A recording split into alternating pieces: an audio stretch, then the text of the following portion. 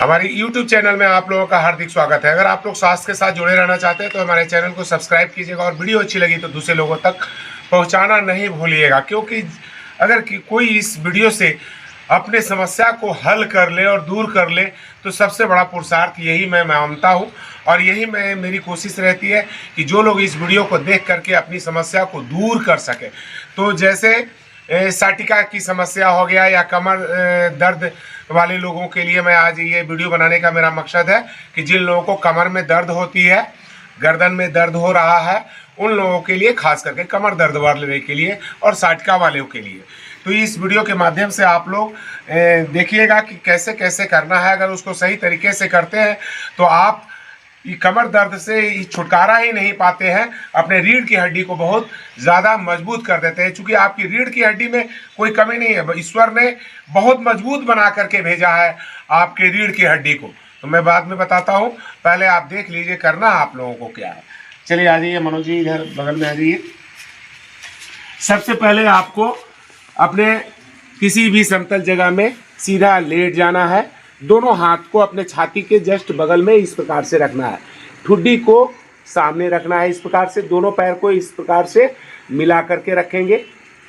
लंबी गहरी श्वास लेंगे, नाभि से नीचे वाला भाग जमीन में बैठा करके रखेंगे और लंबा गहरा श्वास फेफड़े में भरेंगे तो आपके फेफड़े भी मजबूत होंगे। और आसमान की तरफ देखना है इस प्रकार से।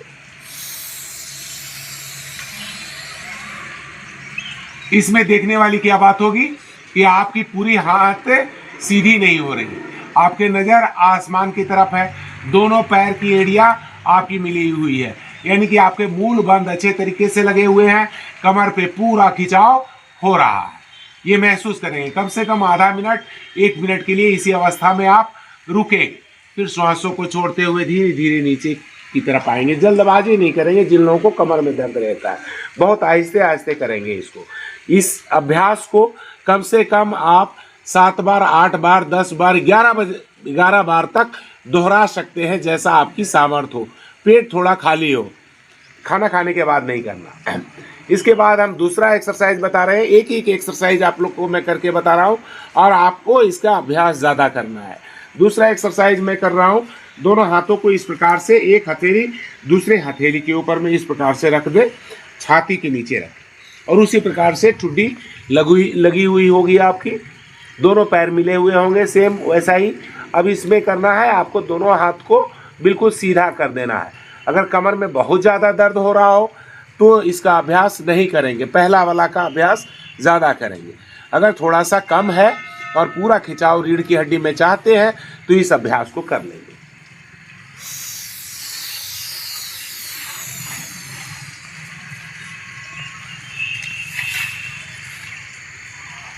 अब इसमें देखने वाली बात क्या होगी, श्वास आपके फेफड़े में भरे हुए रहेंगे, आपके पट जो है जितना यथासंभव जमीन में चिपके हुए रहेंगे। कमर पे पूरा खिंचाव आने देंगे, अपने कमर को पीछे की तरफ जितना ले जा सकते हैं उतना ले जाएंगे, आसमान की तरफ देखेंगे। आधा मिनट कम से कम, ज़्यादा जितना देर आप रोक सके। फिर श्वासों को छोड़ते हुए धीरे धीरे आप नीचे की तरफ आ जाएंगे। ये तो था दूसरे प्रकार का। अभी तीसरे प्रकार में क्या करना है, और इसका भी अभ्यास अपने सामर्थ्य के अनुसार आप लोग कर सकते हैं जिन लोगों को कमर में समस्या रहती है। फिर दोनों हाथ को साइड में रखते हैं इस प्रकार से और लंबे गहरे श्वास लेते हैं और ऊपर की तरफ उठेंगे। हाथ को भी उठाएंगे और सिर को भी साथ ही साथ इस प्रकार से उठाएंगे।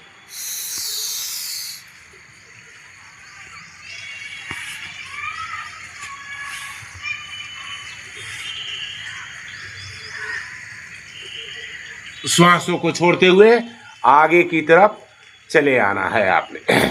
तो ये भी था, ये तीसरे प्रकार का। अभी चौथे प्रकार का मैं बता रहा हूँ। ये सारे कमर दर्द वाले, खास करके स्पाइन से जुड़ी हुई समस्या वाले जरूर इसका अभ्यास करेंगे। अभी दोनों हाथ साइड में रखेंगे, लंबा गहरा श्वास लेंगे, ऊपर की तरफ जाएंगे और बाईं तरफ, बाएं शोल्डर की तरफ से हम घुमाएंगे भी अपने सिर को, यहाँ से उठाते हुए। अब इसमें देखने वाली बात क्या होगी कि दोनों हाथ आपके बिल्कुल सीधे हैं, पट को जमीन में यथासंभव आप अपने सामर्थ्य के अनुसार जितना नीचे दबा सकते हो उतना दबाएंगे। एड़ियाँ आप मिला करके रखेंगे तो मूल बंद अच्छा लगेगा आपका, और कमर पे पूरा खिंचाव आएगा, आपका स्पाइन पूरा खिंचा हुआ रहेगा। आसमान की तरफ देखना है और बाईं तरफ अपने सिर को घुमाना है, बाईं शोल्डर के ऊपर से, नीचे से नहीं। तो आप अपनी एड़ी को देखेंगे, घुटना को देखेंगे, कमर को देखेंगे, जितना आप देख सकते हैं देखेंगे। कम से कम आधा मिनट के लिए ऐसा करेंगे। फिर श्वासों को छोड़ते हुए नीचे की तरफ चले आएंगे और यही काम दूसरे साइड से भी आप करेंगे।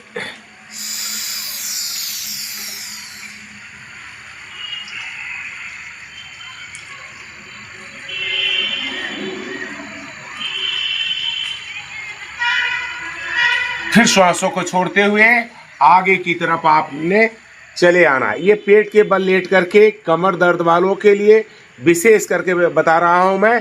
तो ये 4 प्रकार का भुजंगासन था, 1 2 3, और ये चौथा जो हमने कराया इसको बोलते हैं तिर्यक भुजंगासन। तो इस प्रकार से आप लोगों ने कर लिया। अभी क्या करेंगे, जिन लोगों को साइटिका वगैरह की समस्या रहती है उन लोगों को क्या करना है कि दोनों हाथों को नीचे की तरफ ले जाएंगे, क्योंकि कमर की दर्द जो होती है, L4 L5 की जो नसें दबी हुई होती है उसको रिलीज करना मेरा काम होता है।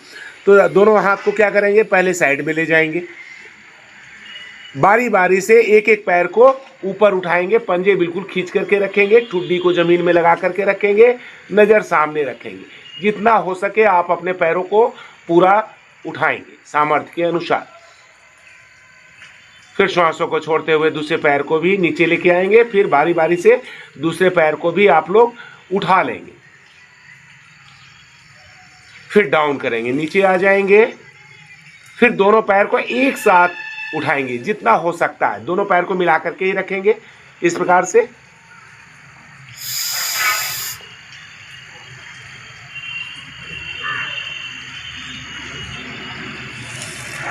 इसको भी आधा मिनट 1 मिनट जितना आप अपने सामर्थ्य के अनुसार रोक सकते हैं उतना रोकेंगे। फिर वापस धीरे धीरे नीचे की तरफ चले आएंगे।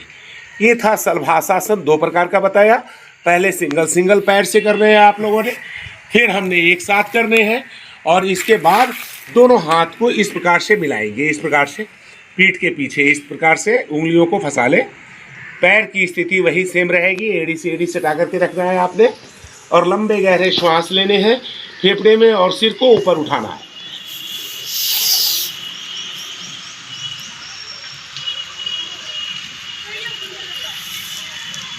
फिर श्वासों को छोड़ते हुए धीरे धीरे नीचे की तरफ चले आएंगे।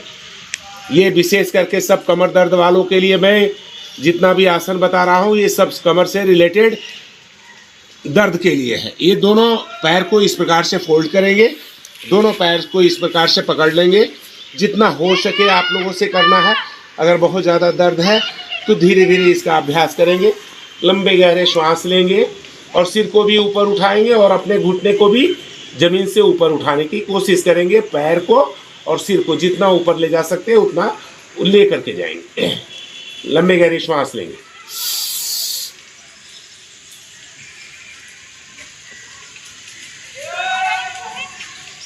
इस अवस्था में भी आधा मिनट, 1 मिनट, 2 मिनट तक आप रुके रहेंगे। फिर श्वासों को छोड़ते हुए धीरे धीरे नीचे की तरफ आ जाएंगे, पैर को सीधा करेंगे। ये था धनुरासन। आपका शरीर का आकार धनुष के जैसा हो जाता है, इसलिए ये धनुरासन था। दोनों हाथ को इस प्रकार से अपना रख लेना है, जैसे रेस्ट की पोजीशन में रखते हैं। दोनों कोहनियों को जमीन में लगा करके रखते हैं, नज़र को सामने रखते हैं। बारी बारी से जिन लोगों को घुटने की भी समस्या रहती है, कमर की भी समस्या रहती है, साटिका की भी समस्या रहती है, उन लोगों के लिए बढ़िया है। तो बारी बारी से अपने पैरों को उठाएंगे और हिप में लगाने का प्रयास करेंगे। जितना हो सकता है अपने सामर्थ्य के अनुसार इसको दोहराएंगे, ऐसा ऐसा। फिर दोनों पैर को मिला करके भी इस काम को बार बार निरंतर करते रहेंगे। तो इससे आपके घुटने का भी संचालन बढ़िया होता है और कमर पे भी पूरा खिंचाव आता है। तो ये तो कमर दर्द वाले पेट के बल लेट करके करने वाले सारे आसन थे। अभी आप पीठ के बल लेट करके करने वाले आसन को भी सीख लीजिए। अभी क्या करेंगे, हम लोग पीठ के बल लेट जाते हैं। लेट जाइए। चूँकि एक ही की आसन मैं आप लोगों को बता रहा हूँ, लेकिन इसका अभ्यास आप लोगों ने कम से कम 7 बार, और आप आपको अधिक समय है तो कम से कम 11 बार का इसका अभ्यास जरूर कीजिएगा। तो सबसे पहले हम क्या करेंगे, दोनों पैर को इस प्रकार से मिला लेते हैं। यथासंभव अपने एड़ी को हिप के पास लाने का प्रयास भी कर लेते हैं। दोनों हाथ को बिल्कुल खोल करके अपने समानांतर सीधा रखते हैं। बाईं ओर जो है सो अपने पैर को लेकर के जाएंगे, इस प्रकार से जमीन में लगा देने का प्रयास करेंगे और नज़र को दाहिनी तरफ ले जाएंगे, यानी कि अपोजिट। आपके अगर घुटना इधर है तो नज़र आपका इस साइड में होगा। ऐसा करने से पूरा कमर पे खिंचाव आता है। जिन लोगों का L4 L5 की नसें दब रही है उनके लिए ये सबसे रामबाण ये और साधारण तरीके का ये आसन है, जिसे बोलते हैं मरकट आसन, पहला अभ्यास। फिर उसी तरह से पैरों को सीधा करते हुए दूसरी साइड ले जाएंगे और नज़र को भी दूसरे साइड लेकर के जाएंगे। इस प्रकार से पूरा खिंचाव यहाँ कमर पे आएगा। आप देखेंगे यहाँ पे इस जगह में खिंचाव आएगा। खिंचाव आने से आपके जो नसें दब रही है वो रिलीज होने लगेगी, आप देखेंगे तो। इसके बाद इसका भी अभ्यास 7 बार से लेकर के 11 बार तक करें।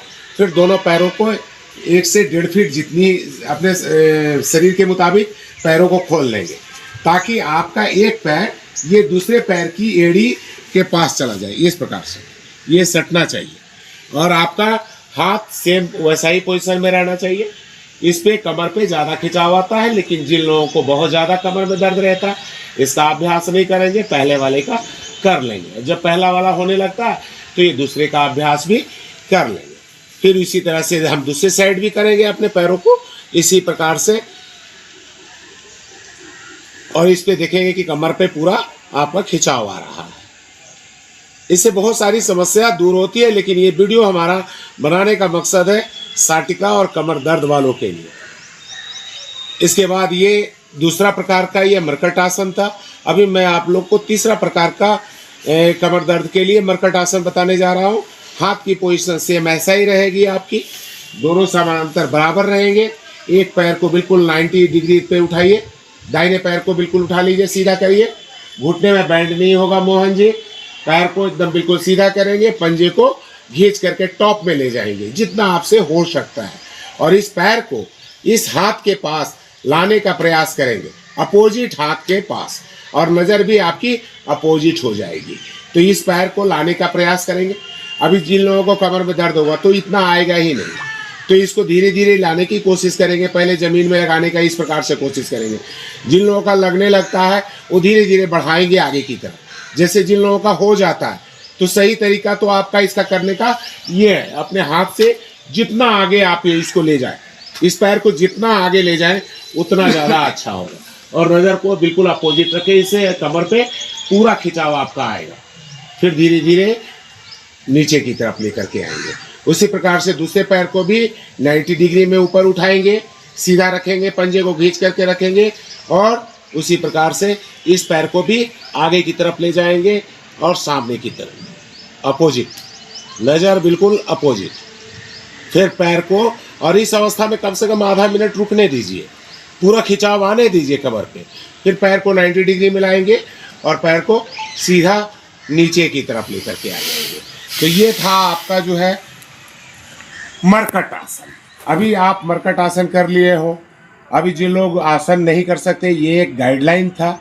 आप लोगों को लगता है कि कमर में खिंचाव हमारे इस प्रकार से लाने हैं, तो एक पैर को आप इस प्रकार से भी रख करके और इस पैर के मदद से इसको दबाव नीचे की तरफ डाल सकते हैं, और नज़र को अपोजिट साइड भी ले जा सकते हैं। जिनके घुटना ज़मीन में नहीं लग रहे थे, तो इसलिए क्या किया हमने कि इस पैर को यहाँ रख दिया और इसको दबाने की नीचे कोशिश किया हमने।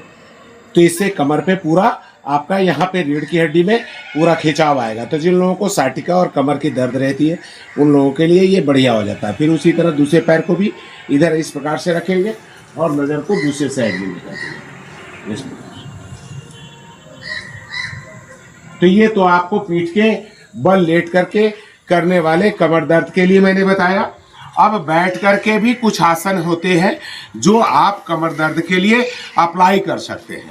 वही चलिए, तो कमर दर्द के लिए क्या करेंगे कि आप सबसे पहले वज्रासन में इस तरह से बैठ जाइए।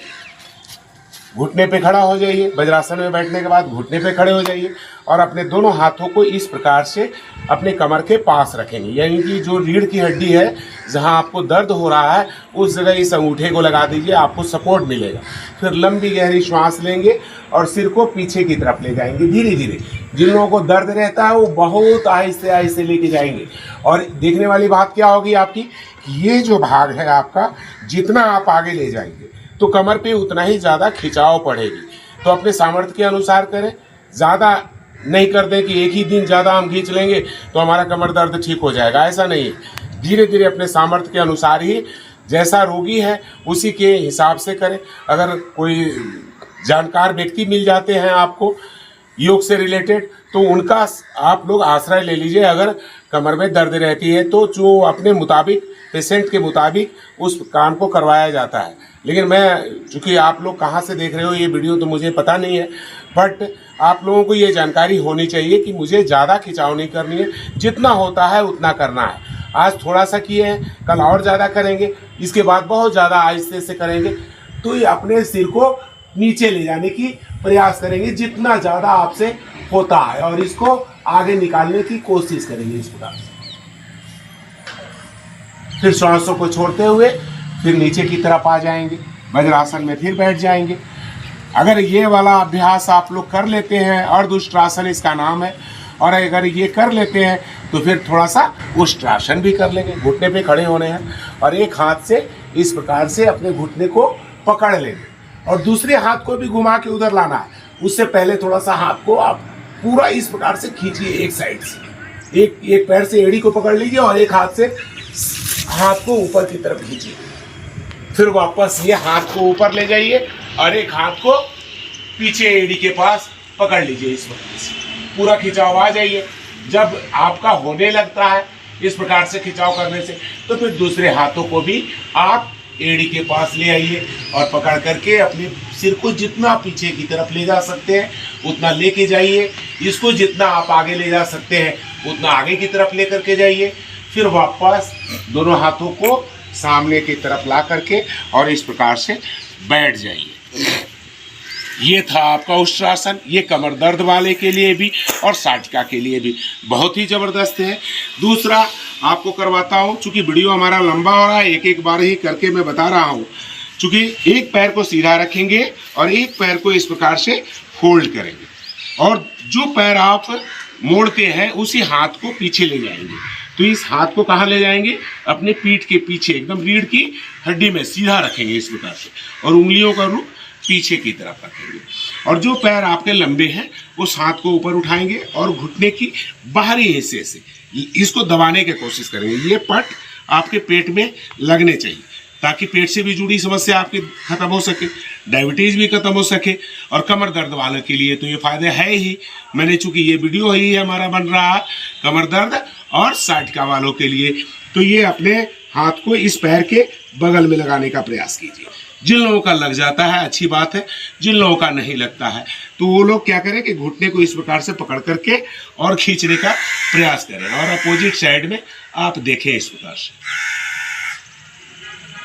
और इसी चीज़ को आप दूसरे पैर के साथ भी इस प्रकार से कर लीजिए। चूँकि योग में एक तरफ से किए तो दूसरे साइड से करना बहुत ज़रूरी हो जाता है, ताकि आपका रीढ़ की हड्डी का अलाइनमेंट सही ढंग से हो सके। अगर आपने रीढ़ की हड्डी का अलाइनमेंट सही किया तो आप सही तरीके से कर पाएंगे। तो ये था वक्रासन। इसी के जैसा ही रिलेटेड थोड़ा सा अर्धमत्स्येंद्रासन है, तो उसको भी आप कर सकते हैं। एक पैर को फोल्ड करते हैं, दूसरे पैर को उसके बगल में इस प्रकार से रख देते हैं और जो पैर आपने ऊपर रखा है, जो घुटने आपके मुड़े हुए हैं, उसी हाथ को पीछे की तरफ ले जाते हैं। और इसमें क्या देखने वाली बात होगी कि पहले हम रीढ़ की हड्डी के साथ लगाते थे।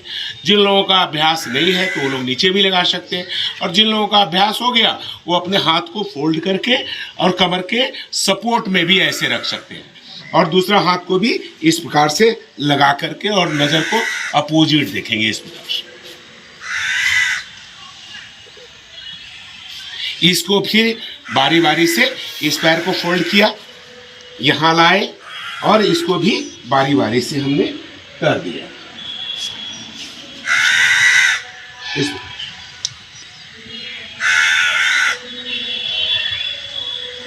फिर धीरे धीरे पैरों को हमने सामने की तरफ ले आया। अभी तो ये सारे मैं बैठ करके करने वाले बता रहा था।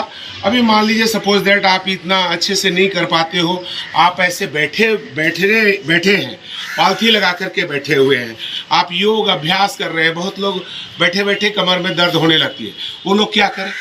तो कुछ नहीं करना है, आपने इस हाथ को यहाँ कमर के पीछे रखना है, उंगलियों का रुख इस प्रकार से रखेंगे और दूसरे हाथ से इस पैर के पास इस तरह से लॉक लगाएंगे और नज़र को सिर्फ पीछे की तरफ ले जाएंगे। स्पाइन को पूरा ऊपर की तरफ खींच करके रखेंगे, गर्दन को सीधा रखेंगे, पीछे की तरफ देख लेंगे। रीढ़ की हड्डी में इसमें पूरा खिंचाव आएगा आपका और कमर में दर्द होगा तो भी दूर होगा, साटिके की समस्या है वो भी दूर होगा।